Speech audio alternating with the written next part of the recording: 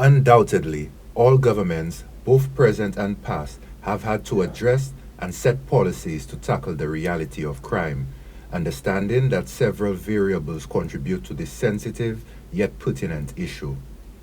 In a recent live discussion on crime hosted by the opposition United Workers' Party, the newly launched candidate for Castries East, Peter Chiquot, criticized the government's handling of crime.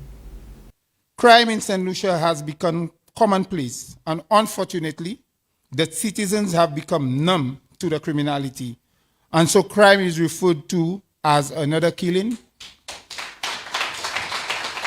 another bank robbery, or another fight. My people of Saint Lucia, I say this to continue my call and to champion the start of a movement of change to make Saint Lucia a safer place for all Saint Lucians. We see a misguided focus from our leaders who claim to put people first, but instead we see otherwise. The leaders are only interested in protecting themselves and their victory. The UWP hopeful went on to discuss the impact that crime has had and will have on St. Lucia if current trends persist. We heard from our health authorities that the crime is creating havoc on our health system and services. The well-being of our citizens, particularly children and young mothers.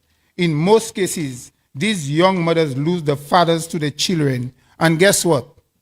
The state has to step in to assist these parents. The trauma these children undergo will, if not given the necessary counseling and attention, will result in a revolving door syndrome, where these children will grow and the cycle will continue. Chiquot compared the current strategies with the previous government's approach to curbing criminal activity.